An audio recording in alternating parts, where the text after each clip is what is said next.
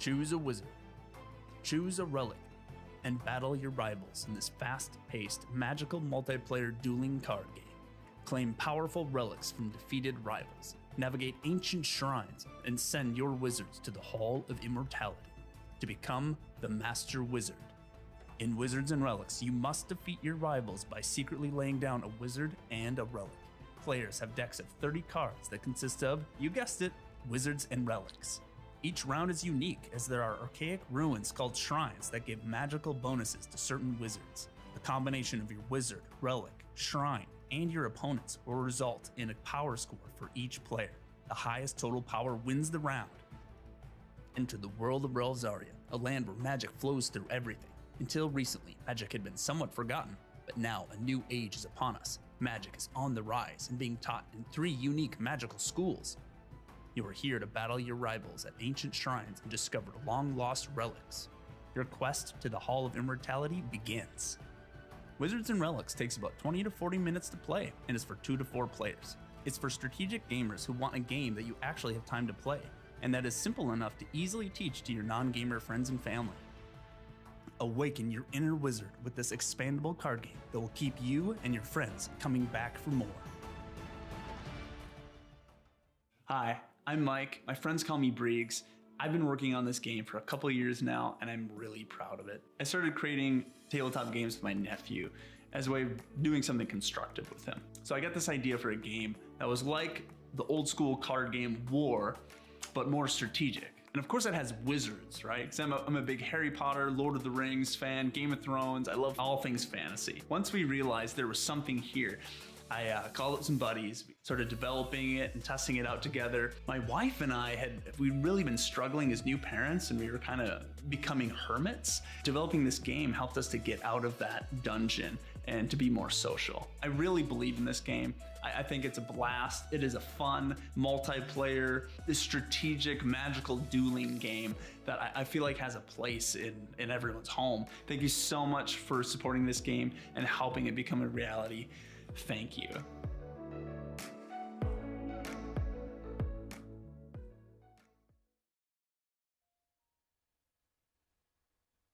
Hello. Oh my gosh, Joe, we did it. Yeah, we're live. We're here. So we're just gonna hang out, do a little casual chit chat here. I'm here with Mystic Joe. He'll pop on a little later. You can't see him now unless he pops his head in here. I'm here. He's here. And we have Jake, which is a good friend who's basically set up this whole thing. He's the mastermind behind all the fun little things, the effects, and the live stream. So I'll be talking to Jake here. He'll be helping us to guide this through. But yeah, thanks for joining the stream. Literally, we're just gonna hang out and chat about the game. We'll have Joe talk about some gameplay, some lore. I'll talk about doing some art.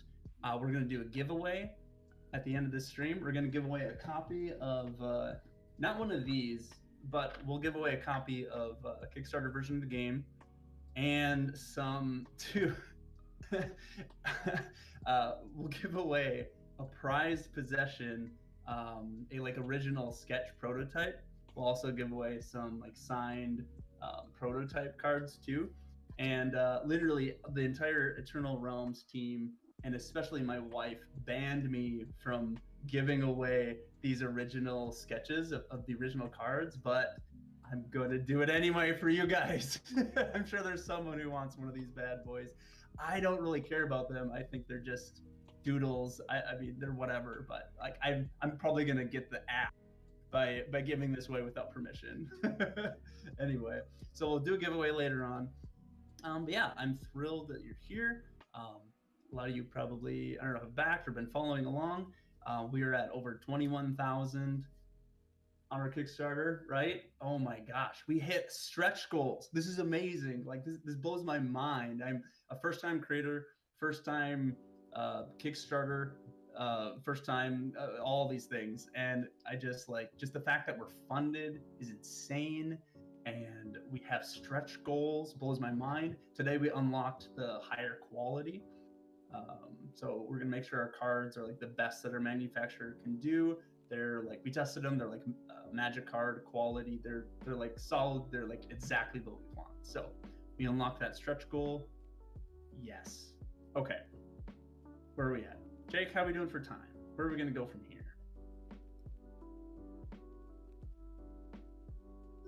All right, we'll get there in a second. So yes, we have over 630 backers, which is incredible. Like, honestly, I'm so grateful for you guys. It blows my freaking mind. Like, a couple years ago, we just like made a game and then kind of started testing it. You know, Joe got involved, our friend Adam, a bunch of friends like Tim and Nick Fisher, Brady, and we just like started tweaking this thing, testing it out, making it, and we kind of had this dream. I was like, oh, you know, because I'm always like putting the cart before the horse. I was like, oh my gosh, we could like have a business and we could like get this manufactured and whatever, and we're like actually getting this baby manufactured.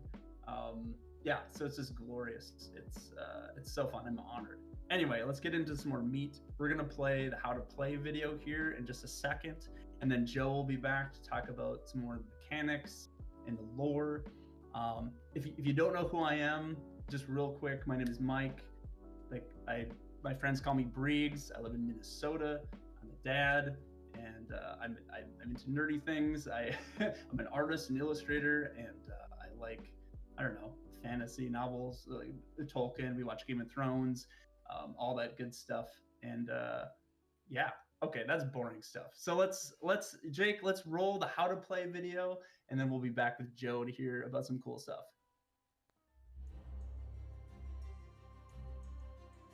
Wizards and Relics is a magical dueling game that you can play with 2 to 4 players. Each player has a deck of cards consisting of wizards and relics. Wizards are fantastical folks who choose to study magic. Relics are powerful artifacts that a wizard can wield in battle. In Wizards and Relics, you defeat your rivals by secretly laying down a wizard equipped with a relic. The highest power wins. There are multiple rounds depending on how many players there are. Shuffle your deck and draw 7 cards. We like to do a partial mulligan, where you can choose to discard any number of cards, then draw that same amount. Shuffle the discarded cards back in your deck after you draw. But wait, there's something else. Shrines are archaic ruins that give a magical boost to certain wizards.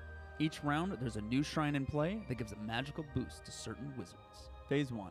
Reveal shrine that will be used this round. Phase 2. Choose a wizard and a relic and lay them face down. Phase 3. Reveal. First, reveal your wizard. Some wizards have natural strength and advantage over other wizards. Green wizards have advantage facing blue wizards. Blue wizards have an edge over red wizards. And red wizards take green wizards to town. If your wizard has advantage over another wizard, you gain an additional +1 power.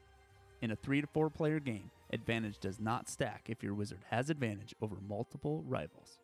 +1 tokens are used to represent +1 modifiers from shrines and having advantage.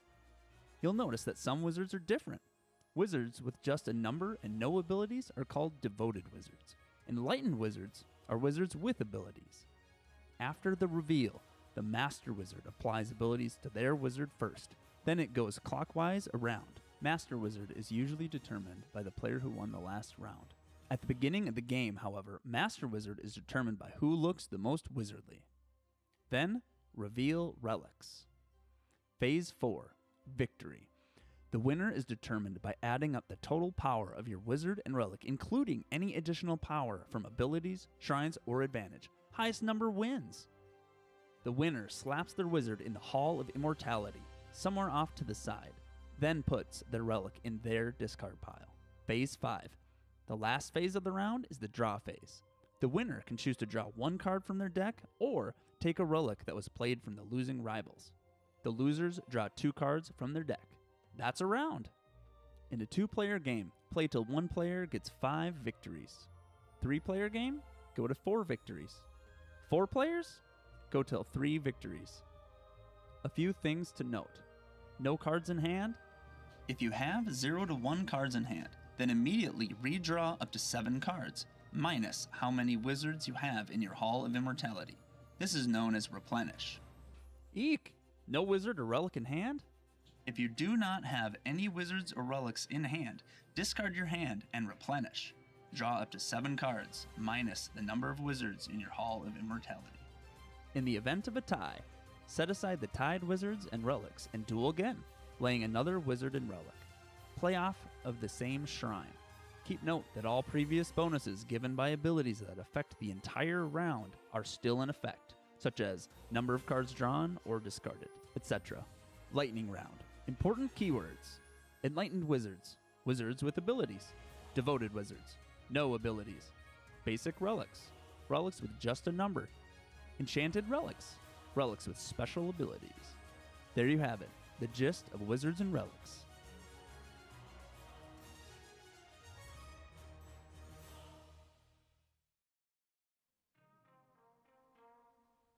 Hey, how's it going, everyone?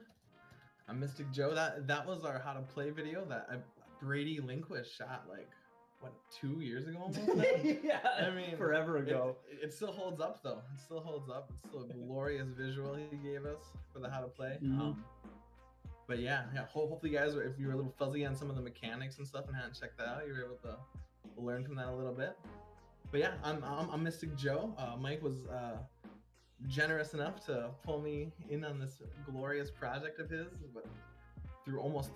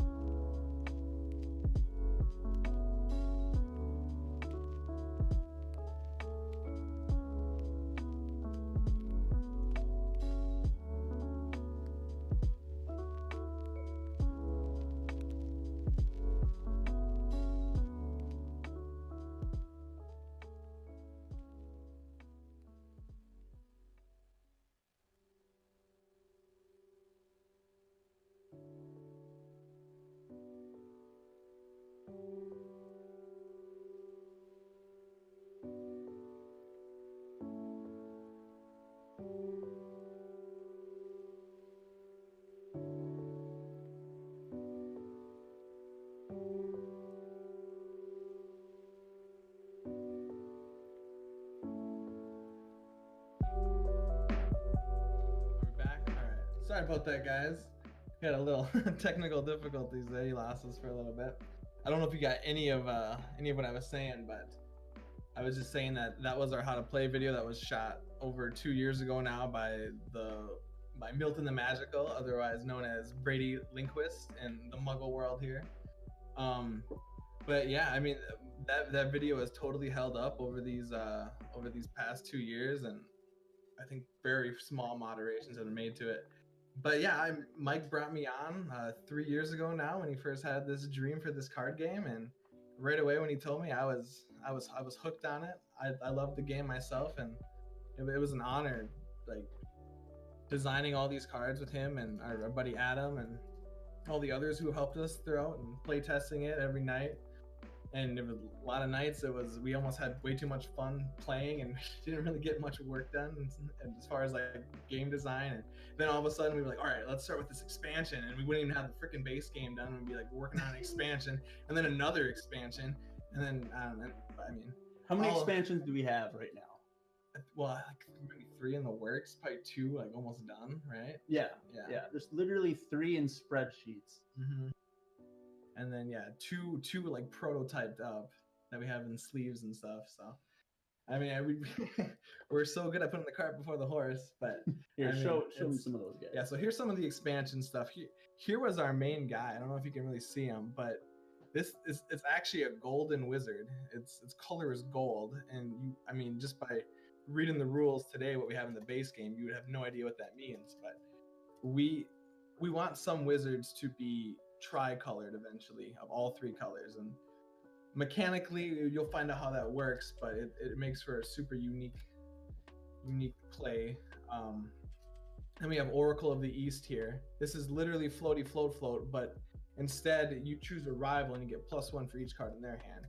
And we've had a bunch of cards in the works. Some of it's like reprinted art that we've had, and we've altered it with like there's Milton and Sage of Artifacts. But so we loved brewing up the expansions, and brewing up this game was fun too.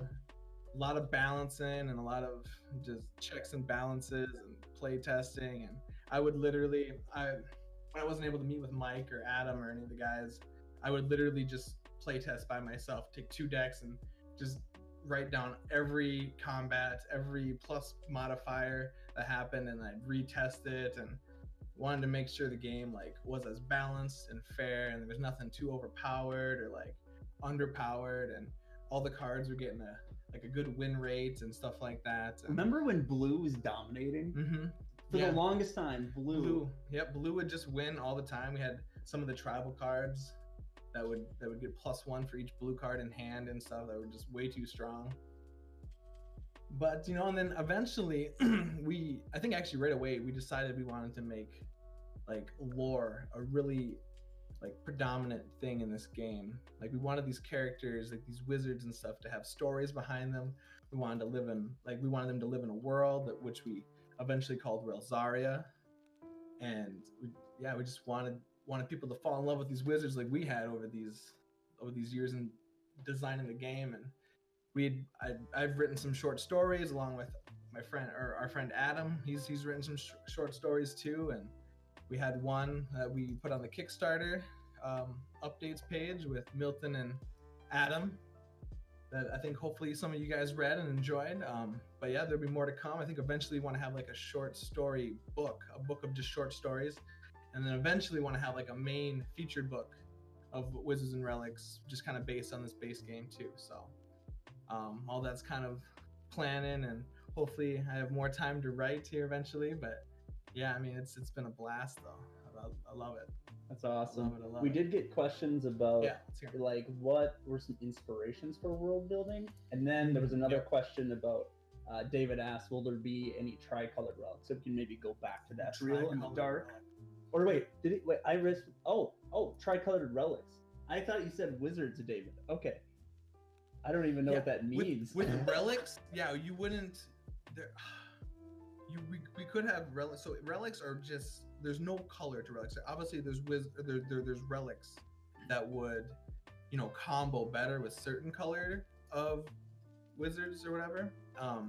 But relics have no color to them themselves. But there is one in the expansion that will like benefit each different kind of color of wizard. So that's kind of something that's similar to what you asked there, David. As far as inspirations for the world, Lord of the Rings probably has to be the #1 inspiration for me as far as world building. Just because all those races that Tolkien made and stuff, and just how amazing those movies were, and how his books just they stand the test of time as far as their readability.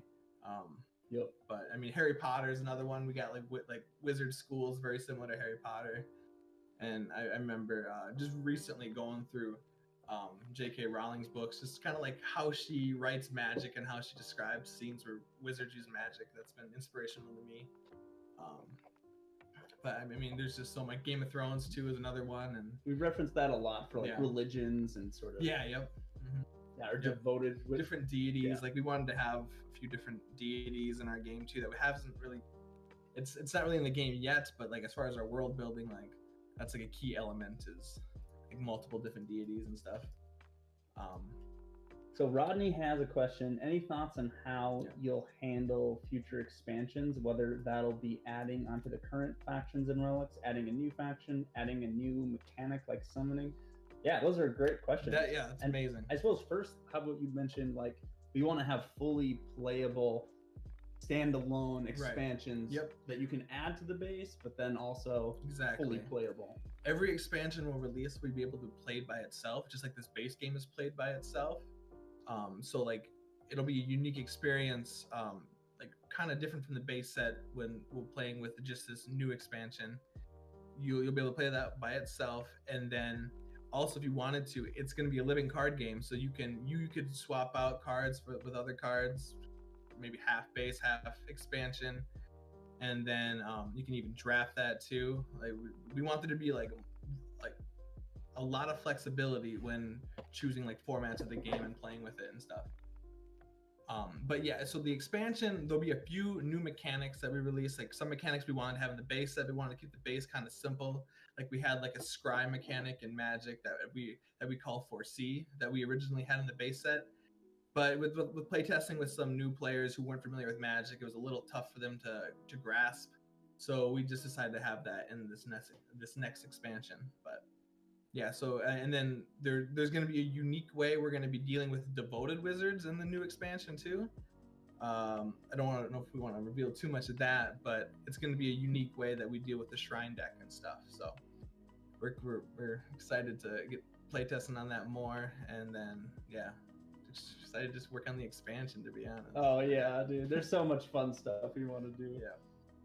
Yeah. Any more questions over there on like lore or anything? Or? I think that hit the question. Yeah. Cool. Yeah. What do we want to move into next then here? Sure. Yeah. Time lapse video or no? Is that afterwards? Yeah. Let's move into the time lapse video, and we'll show you guys a time lapse video here that Mike had put together.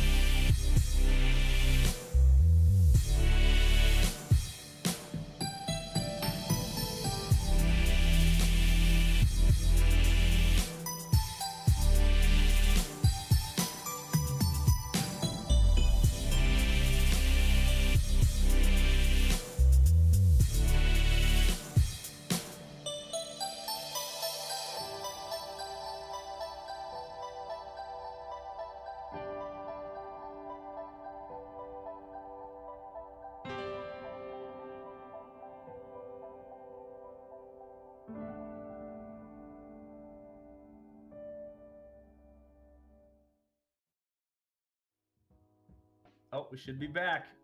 Are we back? All right. Yeah, welcome back. I'm here magically now. Joe disappeared. And yeah, so that was some of my, some of the art time lapse I put together. The delay is really messing with me here. I want to be able to see it in real time. But I'm going to quick segue to a couple questions before I talk more about the art. I know there was a question early back about kind of the business of it, but real quick, Rodney, what did he say? It's about developing expansions for the game. Yeah, just to backtrack, we get so distracted doing expansions and wanting to add because there's so much stuff to add, and when you create a game, you really have to like simplify and cut it down and trim. And so we had what, like a 250 card base set. Yeah, I was insane. And so if we started with 50 card decks and 250 card base set, and we thought that that's what it had to be, but then as far as like manufacturing costs and even just to optimize the gameplay, we decided to trim it down to just 120. We got rid of over 100 cards and then optimized the decks to 30 cards. And that was painful to cut that out. And yeah, we'll continue to get distracted making new expansions, having to move some of our original stuff to expansions just because we packed so much. We pretty much had everything in the original prototype. So yes, we get distracted. Sometimes it's nice to relax, to stop and kind of just dream and design, because it's just so fun to design. And then pushing the game forward, that takes focus and hard work. But and to quick talk about just the business end of things, bringing it to Kickstarter. I guess, was that David? Feel free to expand your question. Was it David? I don't know. On like what kind of details you want to know. I mean, it's wild trying to figure out Kickstarter in the first place. I'm not an avid Kickstarter user until this year. I've started, backing stuff and checking stuff out. And Joe, you've backed a few games, right? Yeah, a few. Yeah. And so just learning the ins and outs of Kickstarter is a beast in of itself.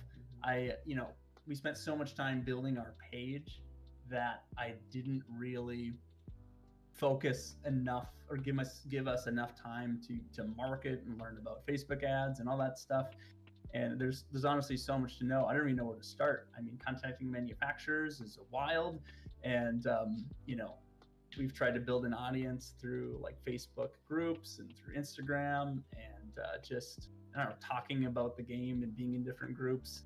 But yeah, feel free to ask any specific questions about like the business and end of it and stuff. But yeah, I'll move into talking about the artwork. So I'm an artist. Like my base skill that I was kind of born with, so to speak, is drawing. Like my one tendency, my one skill I have that comes more naturally than others is drawing, like with a pencil. And so I've been trying to go about my life figuring out how to leverage my art as a thing. And it's, there's a lot of ideas about artists and starving artists and like, I ended up going into graphic design because that seemed like the practical thing to do. And I'm glad I did, because I learned a lot of valuable skills. I learned video production. Yeah, I learned graphic design. I learned about typography and all sorts of stuff. And which is very practical, but like, if it was just me and none of that stuff mattered, money didn't matter, I would just be drawing all day, right?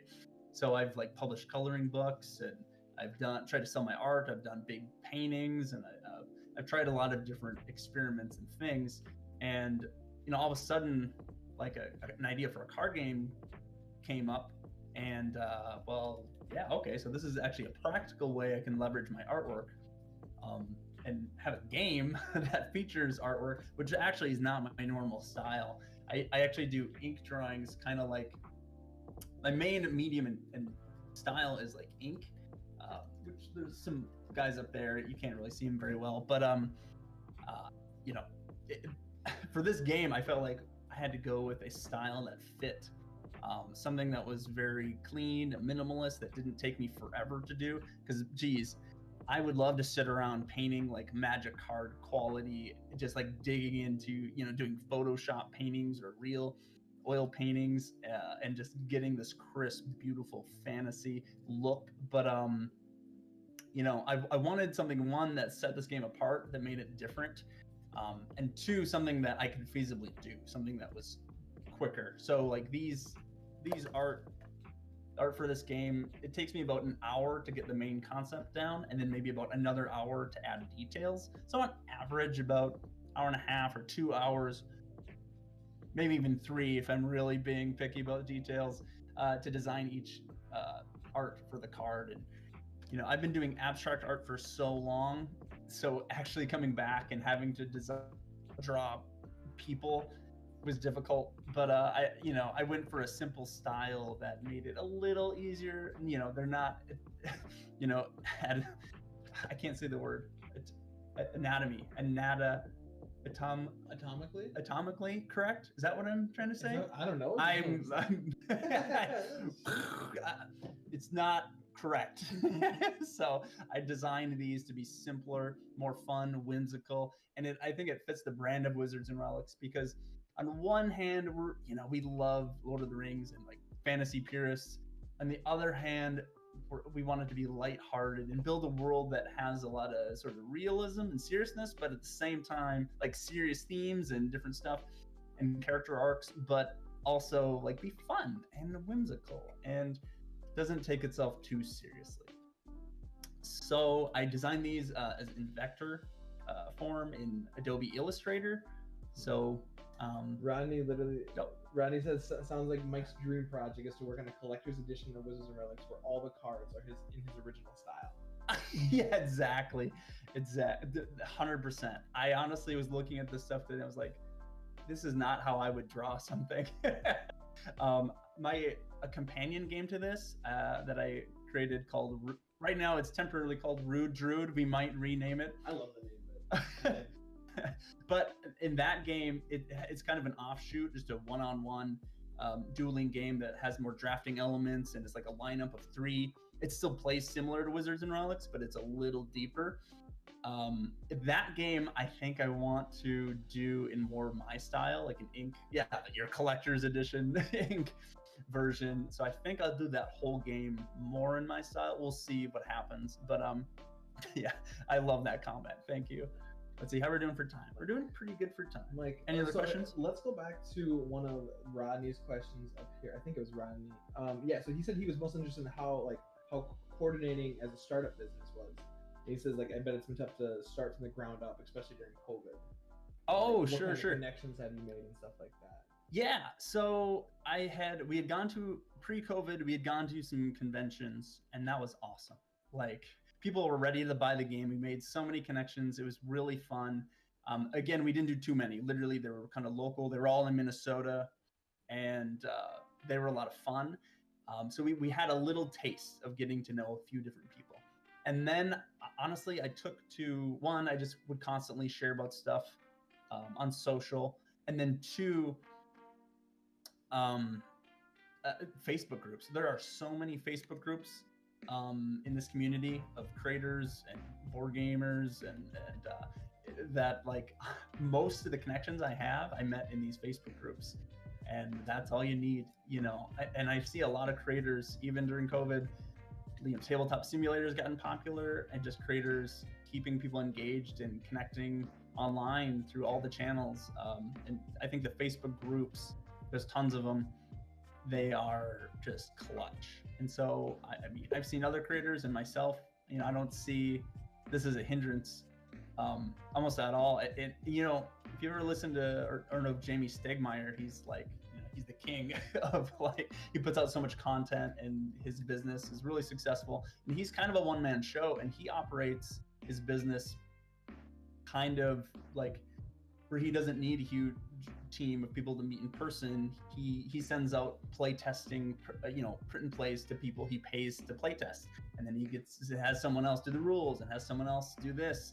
And so he's able to run a business and create games and build an audience without, with all people who are remote anyway. So I didn't really notice any difference this year, and mostly because for me, a lot of the work that had to be done was just sitting in a dungeon and by yourself with the laptop and just doing the work anyway. So it was almost more relaxing for us to finish off Wizards and Relics, build the Kickstarter page, meet up, to do testing with our core team. But honestly, that was kind of infrequent.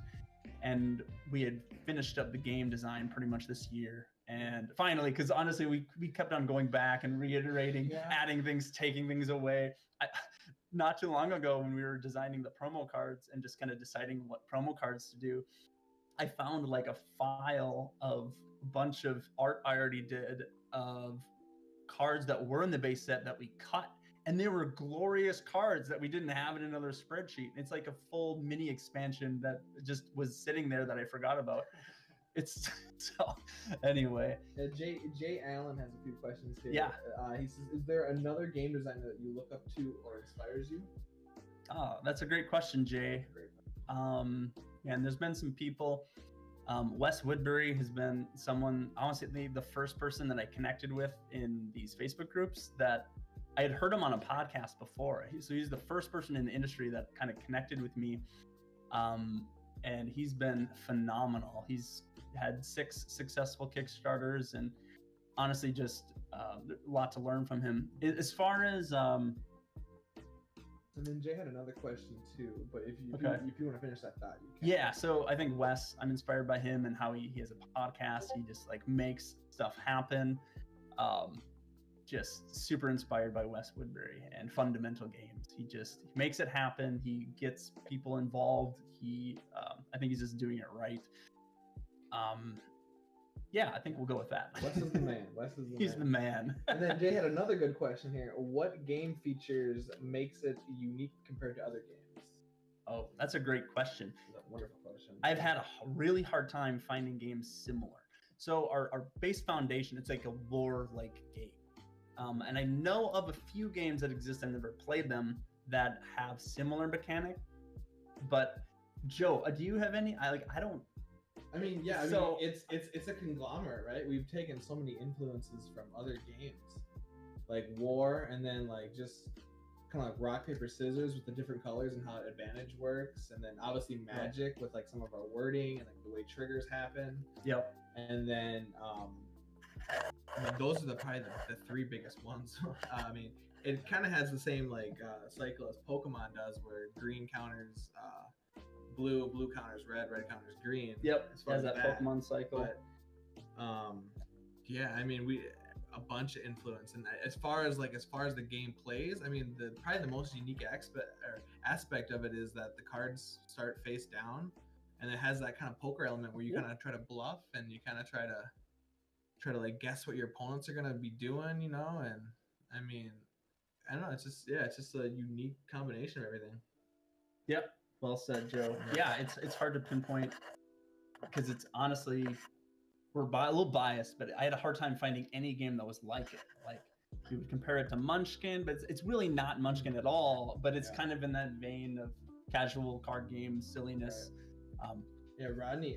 Rodney said, like, how much inspiration did you draw from War? And then is there any cards like equivalent to like an ace or like a 2? Like, is there like trump cards or not?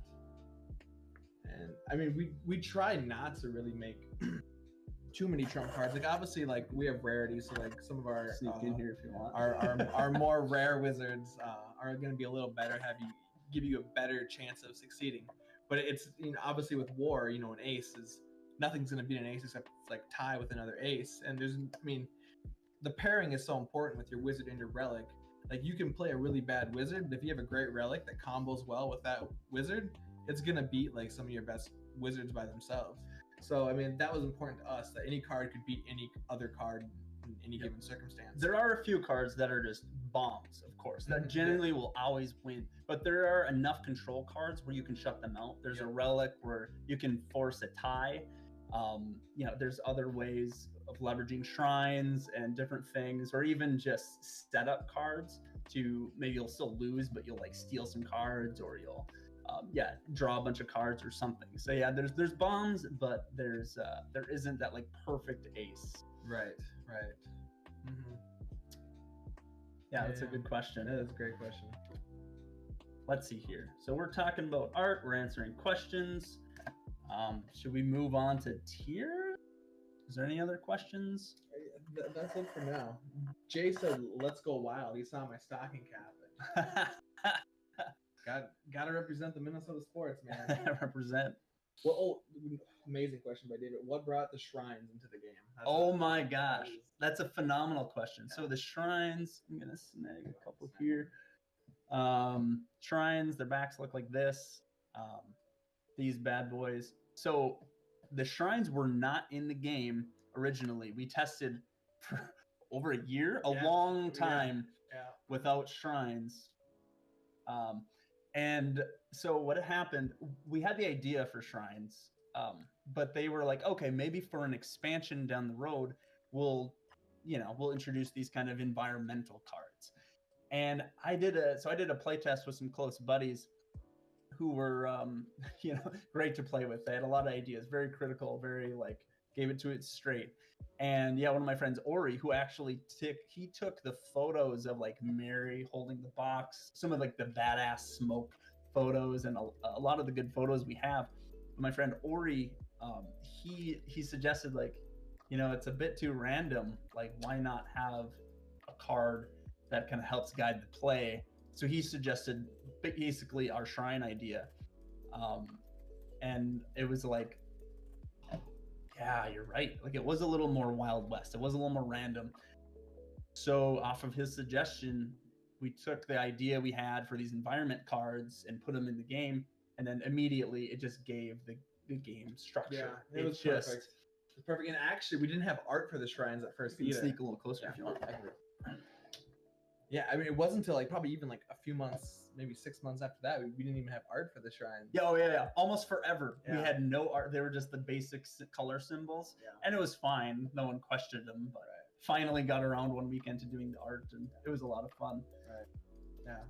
It added so much to the game. It just added direction. I think that was the biggest thing. Yeah. So you just weren't playing kind of blindly, didn't know what was best. It gave something for like people to combo with, and maybe just kind of counter if you want to play. Let's say it's a blue shrine, and you get the ability from the blue shrine, but if you play a blue wizard, but then you can also play a green wizard to get advantage over the blue wizard. That's kind of the things these shrines introduce. So it was a key Dude, mechanic. It was added. clutch. It made the game way better. Yeah, it helps, especially our like target for more casual people. It's kind of for us, for like the people who play Magic, the nerds, but like it's catered so that you can play it with a spouse or with family members or kids or with whoever. But it allows that guidance, because a lot of people are like, well, I don't know what to do. I don't know what to play. But adding the shrines in helped give like a direction. So like people are like, oh, okay. And it allowed for that kind of poker, that thing that we were hoping for, like that Texas Hold'em, where you're playing off a card in the middle. You're trying to guess and anticipate what your opponents are going to do. And it was game changing. So great question on the shrines. Yeah. We'll make sure we're not getting glare there. Yeah. Okay. Any more questions in the chat, Joe? Yeah. Let's see. Yeah. People just wishing me happy birthday, so thank you guys for the birthday wishes. Yeah. Appreciate it. Mystic Joe's birthday was yesterday. Jay asked, are you worried about any cards becoming too OP? And I think there's one that comes to mind for me right away, and it's just a common card we added to the game. That Which one? Well, Dusty Tome would be one. Oh, come on, dude! Dusty Don't Tome. even. There's already an upgrade to Dusty Tome. Yeah, no, there's a card that has a fun trigger that we're gonna add a lot more of that kind of stuff. Do we have Dusty Tome on hand? We might. It's a card. It's 0 relic. It's a +0. But when you discard it, you draw 2 cards. And in the base set, it's one of the few that has that kind of trigger. We don't have a Dusty Tome here. But it's super fun. We could maybe find it in here. But yeah, you better find it. You better get it. I mean, it's a relic that we kind of just made just kind of for fun. And then our buddy Adam all of a sudden was just, when we would draft, he would just pick Dusty Tome. And we just found out that Dusty Tome is just this insane card that gives you draw value that we just kind of underrated at first. Yeah, it allows for like the highest. So the draw phase is at the end of the round. Here's Dusty Tome. And so it actually allows you to get more than your maximum hand size or maximum hand check. Mm-hmm. And it's so simple, but we joke that it's going to be the most overpowered. It's like a Power 9 card that we didn't anticipate, or the Black Lotus that just gives you value. And it's a fun trigger. It's really fun to play with. We're going to add a lot more triggers like this. We already have planned in expansions. And so, yeah, Dusty Tome, we always joke it's OP. Actually, with Joe's card, Mystic Joe's card, the blue card. Oh, do you know? Do you know if you can find him? Mystic Joe here. He like what, draws or reveals 4 cards. Pick 2 to draw and 2 to discard. So my wife Mary played a glorious. I've never seen this before in my life, but she played a Mystic Joe, And oh yes, freaking so she played Mystic Joe, this guy over here, and she revealed two Dusty Tomes. So she was able to draw 2 cards and then discard 2 Dusty Tomes and draw 4 cards. It was the most epic play known to mankind. It was amazing. So yeah. I wish I was there for it. Send me a picture of it later. Okay. Ronnie just said, in terms of lore, do relics come from shrines? Like in a round, are all the relics that get played come from shrines where they're battling? Not necessarily. So shrines is the environment that they're battling in, but a wizard would bring a relic with them.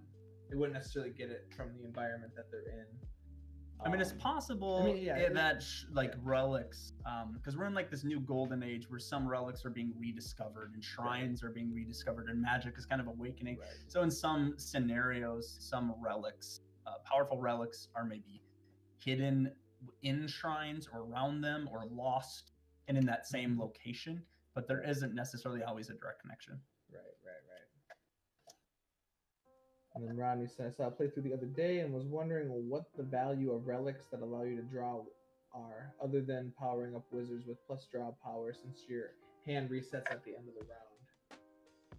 I mean, with Dusty Tome, it's just good to have that extra 2 because you kind of can break the game, I guess, with Dusty Tome as far as, so like, if you were to discard down, let's say you have 9 cards in your hand when you do the check, and then you have to discard Dusty Tome and another card, and then you would draw 2 cards for losing, and then you would also draw 2 cards from discarding Dusty Tome. So then you would start the next round with 11 cards in hand. You can look up here too. Yeah. You'll look at that chat. Yeah, my bad. Yeah, so like drawing in Wizards and Relics, card draw doesn't have quite the power that it has in like Magic the Gathering, for instance, because you do every round losers draw 2 cards and winners draw 1, but then if you go down to 0, you get to replenish your hand and redraw. So you don't always redraw every round. Losers draw 2, winners get to take 1. But card advantage, it still is a thing. It still matters. So being able to draw helps set you up for the next round. And then Jay had another good question of what safeguards are built in to counter powerful cards. Yeah, baby. That's a good question. So this is one of them. This is an older prototype. I think it looks a little different now, but Oracle Stone, it forces ties. So if someone bombs in, float, gets, like if you have 12 power, somehow you could tie that person with this guy. It just forces a tie. If you lose, you tie instead. So that's a easy safeguard. Another one, maybe we can talk about the ignore dudes. Yeah, we can talk about some ignore. So there's some control cards. Red features an ability in some of their cards that ignores relics. So Dwarven Minimalist, he's a beast. He's a 4 power. He says all relics are ignored, and then a supplementary ability, reveal your hand. Or I guess that's a downside, right? Yeah, it's kind of a downside. Because he's just kind of a bomb that you can play to kind of win the game at the end of the. Yeah, so nullifying relics, it can be brutal. There's a superb, like an uncommon version of this. Artifact snob, and it can just shut down people. So this one is you don't have to do it, but each rival has to ignore their relic, which means it's nullified. It doesn't work. And yeah, it's a nice control card that helps safeguard against like just the powerhouses. And another thing is shrines. Shrines can help guide and flow, and they can make some cards, whether they're devoted or a certain color, like more powerful that round. So that kind of flow helps. So it's kind of that timing where you can actually, if you got your bomb, and if you can play it on a good shrine, that's great. But there's still always the chance for some of those red counters and some of those relics.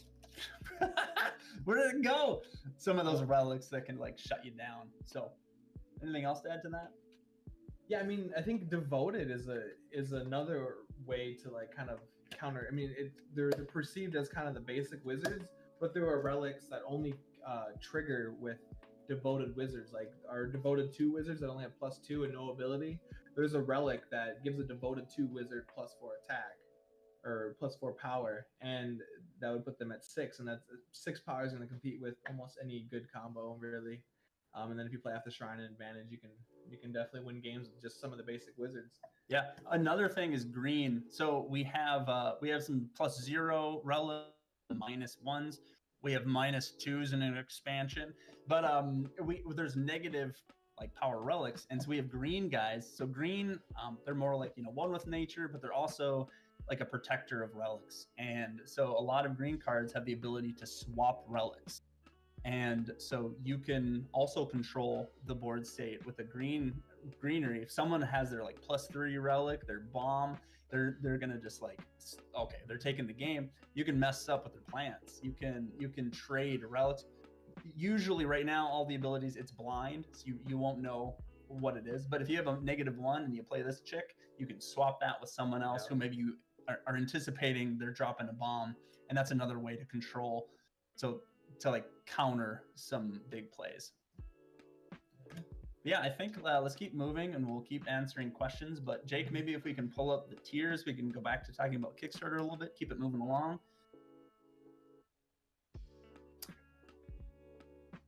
Okay, so yeah, our first tier, you know, the game, we wanted to keep this campaign super simple and just minimize everything as possible. So it's $25. It's the game, right? It's the game. It's going to include all the stretch goals. It has everything. It has the map in it. It's the game. Yeah, that's all I can say. I mean, it's the main show here. Let's move on to the next one, and then we can maybe talk a little bit more about everything. But we wanted to keep it very straightforward. You can move on to the real Zarian tier. Oh yeah, that's right. The delay. I'm sorry. I'm not used to the delay.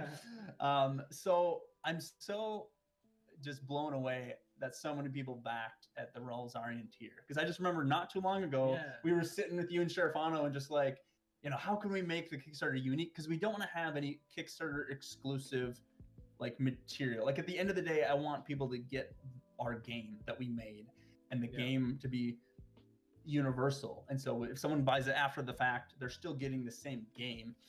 So I didn't want a Kickstarter exclusive in that way, but we still wanted to make it fun and different and like something that only you could get at this point, you know, before we manufacture. So that's the Rosarian edition. Is you're going to be in the game as far as like on the map and in the lore. So your name is going to be etched into the, you know, the outside of the map that we're going to include in the game. And honestly, it was kind of like a thing where like, you know, it's just honestly an extra way to support the campaign, and it's a little fun. But yeah, so many people back to this level, and I'm just so grateful for all of you who did. It's unreal. We limited it to about 200, just for, you know, space on the design, and even now we're like, will that fit? It'll look good. It'll good. 200 will be great. But yeah, it blows my mind that so many people backed at that level, and that'll be really exciting. We're super stoked for that map. We're super stoked. Just to incorporate people into the game, into the lore. So backers at that level, you'll simply have your name etched, all like put your name, put everyone's name into the design of the map on the outside in a cool font, kind of a Lord of the Rings, One Ring type of font. And you can choose your name. What you know, you can say Wizard Thomas or whatever you want to do, Thomas the Great. Or I don't know, whatever name you want in there, we'll slap it in. And so yeah, that's kind of the bread and butter. And you know, the next tier, I'm not even going to show because we're out. We had 12 Master Wizard tiers where I'll draw you into the game, and you can be in the game as a devoted wizard. And they're gone. So sorry, but you can't upgrade to that. That is gone, and that will be really fun. So extreme gratitude for everyone who backed to that level. So Ronnie had a few great questions here again. So he said, do you guys think you'll roll several of the expansions out at once, or because of development time, one at a time? I mean, I think one at a time. You know, honestly, there's a lot of things we can do because we have a lot of cards developed, and we could be rolling out some mini expansions with it. And maybe we'll toy with more promo cards or mini expansions. But as we see it, we have another expansion that's the same as the base set in terms of size. It's 120 cards, fully playable by itself, or you can mix it in with the base set, and it's going to be a fully functioning machine. And I think we're doing that one at a time. Now, I have dreams, of course, of having booster packs, right? And like different stuff, and like, oh, that's just so fun. But at this time, just we're rolling up one at a time. I don't even know if we've actually talked about this, but I mean, with the Kickstarter, what we can do in the next expansion is we can just have an add-on for the base game, right? Yeah, that's what we'll do for sure. Yeah. We'll open it up, hopefully, to international. We can do that with each expansion. Have each expansion also as an add-on for expansions afterwards. So then, if people are getting introduced to the game for the first time at a future date, I mean, they can just pick up all the expansions that they want, or gift them, or whatever. Yeah, for sure.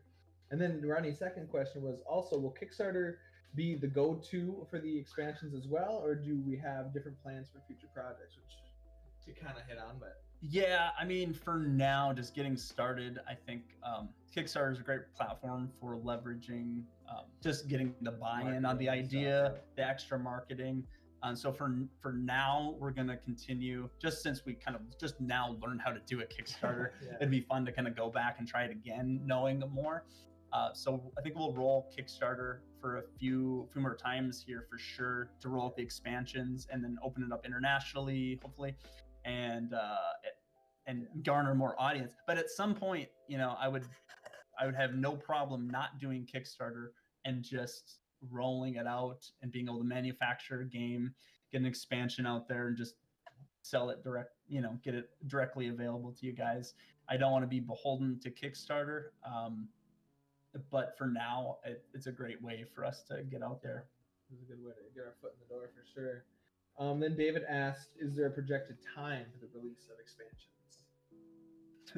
So right now, our tentative plan and hopes and dreams are that we can dial it in the next couple months, and that we would release the next expansion, the first expansion, the Wizard Hat expansion, maybe a month after the main base set is delivered and in people's hands. And right now, like, the ideal time would be next September 2021, if depending on a lot of things, but ideally we would launch next year, in around September or fall, as long as everything goes well with getting the first game out into people's hands. So we would love to keep it going, keep up the momentum, and try to get this thing off the ground. Yeah. Then Chris had a two-part question here. Will backers have any special discounts for future expansions? Oh man, I'm not. I don't have an answer to that. Yeah. I would love to. I would love to offer value in some way, to our previous backers, and to have some type of value. That'd be a fun thing to brew up. We'll think of something for sure. I can't promise it'll be a discount, but maybe we got to talk about it, run some numbers, and haven't. It's been hard to think beyond this campaign too much. I mean, I love brainstorming, but great question. We'll give some value. Second part: are there any relics that are specific to certain wizards? And not necessarily. I mean, there's some relics that are way better with certain wizards, obviously, but none can only be played by a certain wizard. Yeah, I mean, so there's some 0s and -1s that work great with green wizards, because green are able to manipulate and trade those off. There are some, do we have the axe, or is that? I had an axe. So there are some that kind of combo better, of course. If you have the Wizard Vein, which is a glorious, it's a rare, +3 power, which is great, but it has a downside of discarding 2 cards at random, which is usually a downside. But if you pair that with a red dude, that's a sweet combo there, because then you're getting more benefit from the discarding and the 3 base power. This guy gets +1 per card discarded this round, and he discards 1, so you're just getting tons of value. So there's a lot of combinations like that. Mm-hmm. And then Ronnie has a fun question here. How proud is your nephew, Mike, that your project, or how far, how proud is he, how far it's come so far? He makes fun of me and sends me gifts of like my campaign failing. I don't know. He does? I didn't even know Yeah, that. I don't know. He's funny. He's awesome. He's actually, so he wants to be, all the things. And he wants to be a red wizard, he wants to be a gold wizard, he wants to be, so his character in the game now is Daniel the Dancing Druid. It's a green, and it kind of just fit. And I just like made the art for him, and it was really funny. And We have Daniel. if you can find Daniel, that'd be great. We got to show him Daniel. Yeah. His little ninja outfit. So he actually he kind of despises it because he wants to be like this epic wizard and all the colors and everything, but we just can't do that right now. So, but he honestly is very excited to be in the game. He mentioned like, oh, people have to pay to be in the game, and I'm in the game for free. So this is kind of the card that I had worked. We will bring Daniel, my nephew, back in as more his style, maybe red or a gold at some point. But this is his card now, and his card is Mayhem, which makes complete sense. Yeah, he's just a tornado that can just... Honestly, this card's really fun. It's the green card. You may exchange control of any relics in play. So literally, you can swap out everyone's relic and just mayhem across the board. It's a really fun card to play.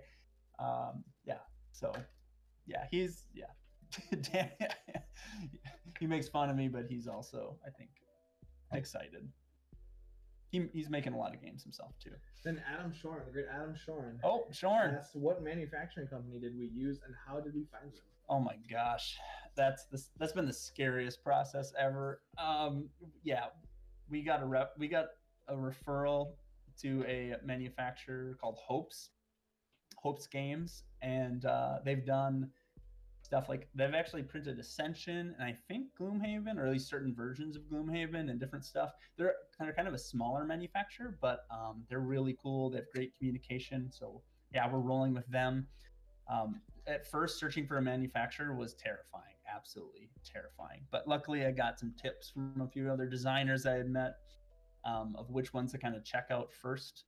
And once you launch a Kickstarter, a lot of those manufacturers start contacting you. So that's been a lot of fun.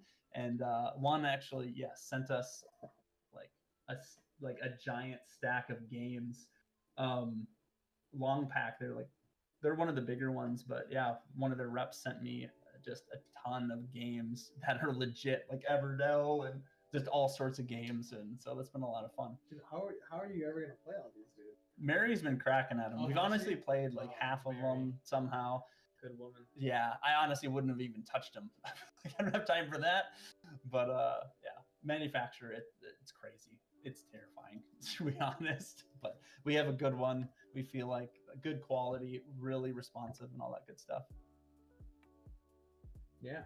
So I mean, I think we need to give Ghost a shout out here. Shout out to Ghost. Our number one fan. Oh my gosh, Ghost is amazing.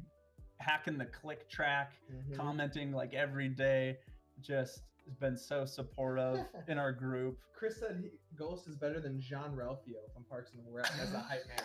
Dude, that's a high praise, and that's 100% true. He is our own John Ralphio, way better. That's a great analogy, Chris. Dude, John Ralphio. I love that guy. You know, I hated Jean Ralphio the first time I watched it. Yeah. But the second time watching Parks and Rec, oh dude, Jean Ralphio's the best. Oh, it's hilarious. So funny. So good. No, really, she's the worst. Yeah, the worst. Oh, so good. Oh, that's awesome. Yeah, I think we're all caught up on questions. But yeah. Okay. Do we have the tiers? Yeah, we kind of got through the tiers, Jake, right? All right. So we're gonna move on. We'll continue to answer questions. Let's talk about. Can I say the giveaway, Jake? Okay. Yes. So, Jake, what's that? Wizard in chat. Yes. Oh yeah. Yep. So our commander in chief here, Jake, is telling us that we need, if you type wizard in the chat, all caps. Does it have to be all caps? Okay, just the word wizard. Then you will be eligible to win a free copy. It'll be another free copy if you've already backed, but a free copy of our Kickstarter version of Wizards and Relics. It's not quite like this. Our box is different. This is a prototype, but just for placeholder's sake. And then I'll also ship you, and it's all right. Yeah, this as the game as our campaign is USA only shipping. But so I'll sign this. I haven't signed it yet, but I'll sign some of these prototypes, printed prototypes, and then an original prototype that I hope Mary isn't watching because she's gonna kill me. But yeah, we'll send these bad boys. We'll do a giveaway. Type wizard in the chat. Yep, we got some wizards. Look at all those wizards. I think. Sweet. Awesome. Okay, so I just want to give a shout out before I forget to Jake, the man behind the show. He has spent hours making our stream look awesome, making things happen, doing animations, making the changes, and we honestly wanted to do a bigger show, and we will do them in the future, like a giant awesome playthrough live stream. COVID kind of threw things for a loop this year, or at the time we we wanted to do this. So but yeah, Jake, I want to make sure I get this right. Where's my link? The Squirrel's Nest. Find him on Twitch. The Squirrel's Nest. He's a glorious live streamer. He's starting a podcast. I can't sing his praises enough. Jake is an awesome guy. He's a Magic aficionado, and he's just spent an amazing amount of hours setting up this live stream to do all sorts of fancy stuff that I would never ever be able to. I'd be on my phone here just plunking away like a moron if it weren't for Jake. So yes, thank you, Jake.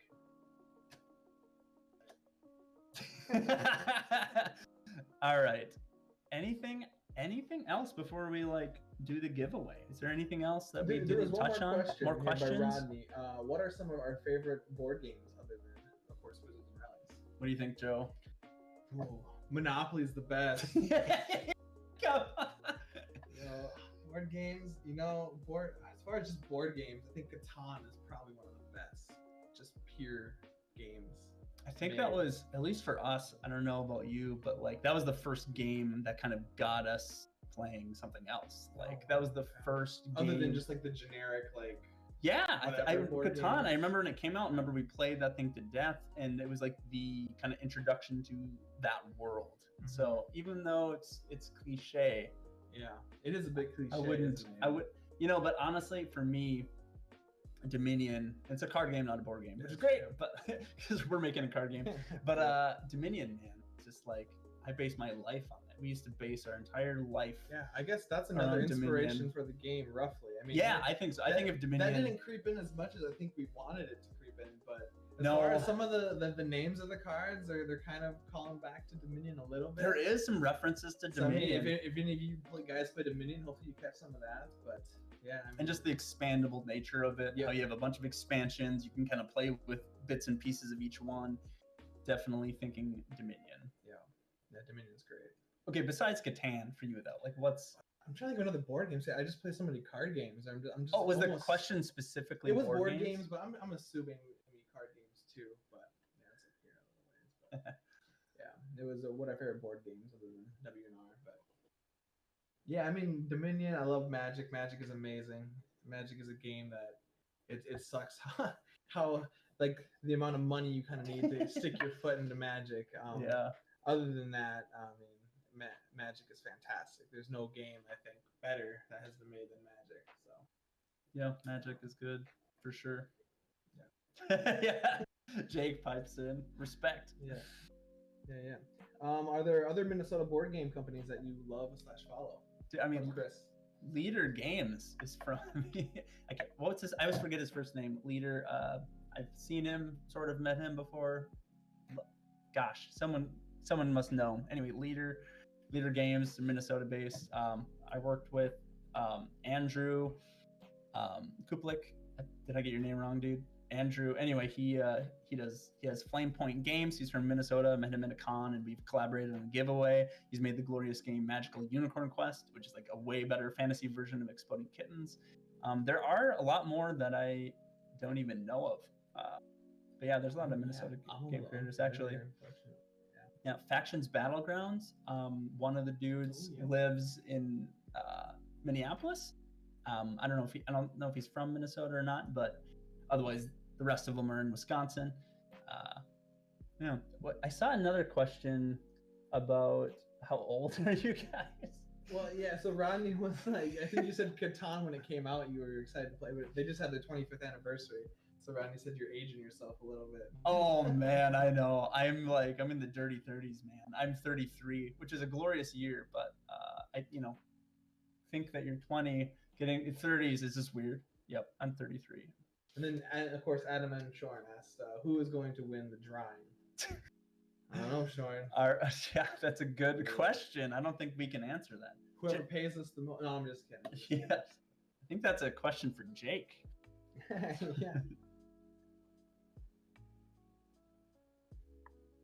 Yeah. I mean, I guess we could ask them. Do we want to do the drawing now, or do we want to get a little more questions? Is there any other questions before we do the giveaway? Oh yeah. How did we meet? How did we meet? Yeah. We're in different eras, because when I got married and moved out of what we called the mansion, the kind of bachelor house of dudes, Joe moved in after. I was kind of your replacement a little. Yeah, you replaced me. I mean, they definitely got. I think Saya moved. Did you live with Saya? Yeah, I did. When Saya and Nick were bunking in the same room. Yeah. Yeah, I think they did until a long time. Past when I moved in even too. There was bunking, I think. But yeah, I think you moved out, Saya moved in, and I think our other roommate Casey had moved out, and then I moved in after that. So then I actually never got to live with Mike, but we still hung out with the same people from the same house and stuff. So I think I had met you. Yeah, we'd have some like game nights, and then I had met you when you were still living there yet, though. I don't know. No. But yeah, this new Joe guy was hanging out in there, and I was just like, who is this guy? Yeah, but yeah, and then that's that. That's that story. The rest is history. Yeah, and then Sai just saying, "Yep, you guys took Mike's room." Yeah, I replaced it. I think Sai moved in to your old room. Is that what it was? Was that your old room there on the yeah that bigger one? Yeah. Okay. I think so. I don't really know.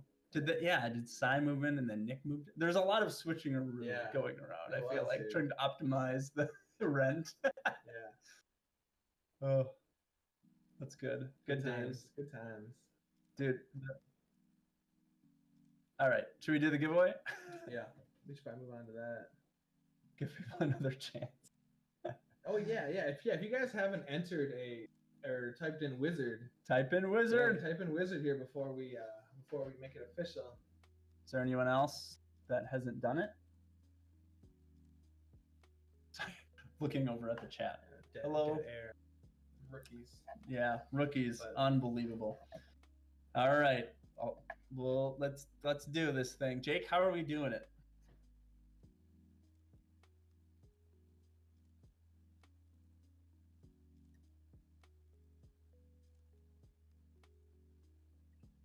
Okay, we have 11 eligible users, I believe. Real quick, actually, Jake.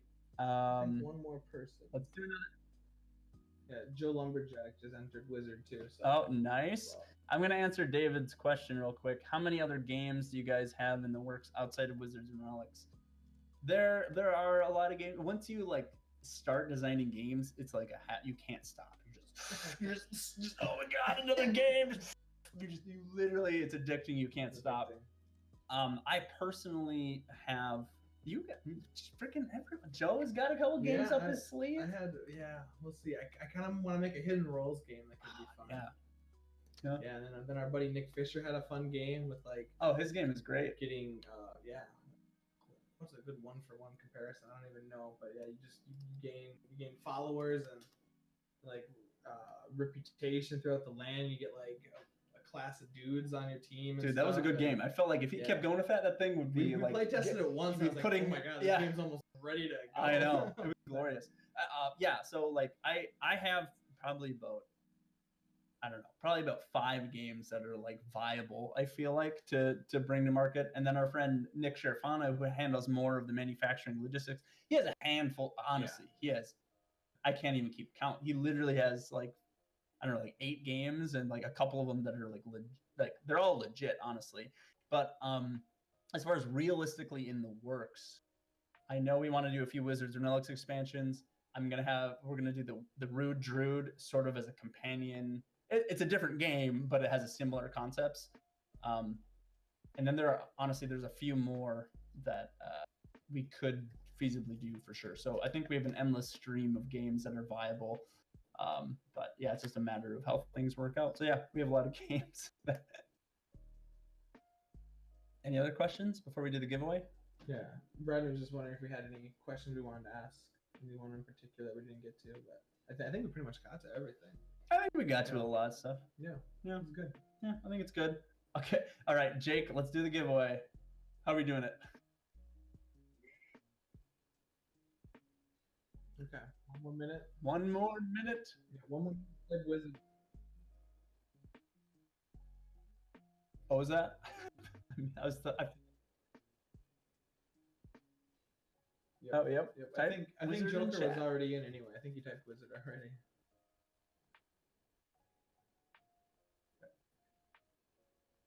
Let's All right. do it. Jake's All right. rolling. Jake is pulling the number out of the hat. For these goodies here, signed.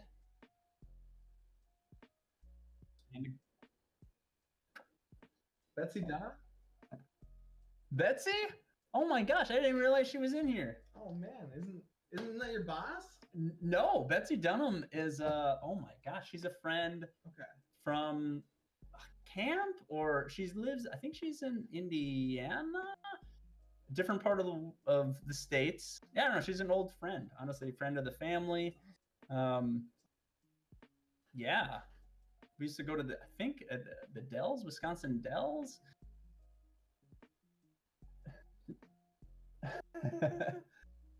Good job, Betsy. Oh, so awesome. Your support along the way. You've always commented and like noticed the game and its development, and you always had good things to say, and you guys I know you're awesome gamers and stuff. So Betsy, thank you. Definitely excited to hook you up with this stuff. So I'll get your deets. I know where to find you. Congrats to Betsy. Yes, Betsy Dunham for winning the goods. She wins a copy of the game and some signed old original prototype and some printed prototypes. So yeah. Well, geez, sheesh. Gee, I tried to say sheesh and geez at the same. Geesh. Okay. So yeah, let's wrap it up. Jake, is there anything we're missing? Okay. Oh, do we have it? We do have a screen for the backers. Thank the backers, and I failed it. Yeah, I tried to make a graphic. Jake's like, all right, let's do a graphic for to get all the backers on there. And I'm like, oh my gosh, I have so much to do. This is okay. Tried taking a screenshot of every one of our backers in Kickstarter, put it in Photoshop, and I just could not fit everything. Like, you can't read them. It's just a blob. So we have over 630 backers. Last time I checked, 641. Yes. Thanks, Jake. And you guys are the best.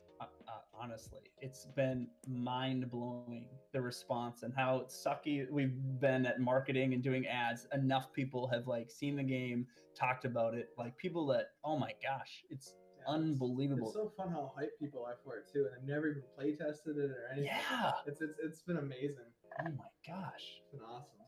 Yeah, it's unreal.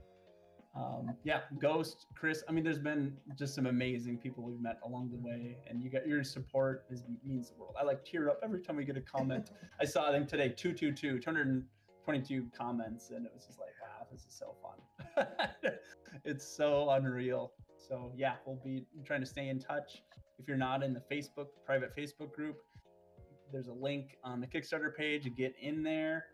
We do stuff we're doing giveaways on Instagram usually. So hang out on Instagram. Freaking just love hearing from you guys. Just feel free to reach out to ask any questions. Yeah, Joe or I or Nick or anyone is happy to answer any questions. And heck yeah. So thanks for watching the stream. Joe's like semi cut off. I know. I keep trying to get out. I don't know why. Okay. But yeah, thanks so much for watching. Jake, thank you for making this thing happen. Is there any closing words we need to have, Jake? Jake, do you have a slide for yourself? No.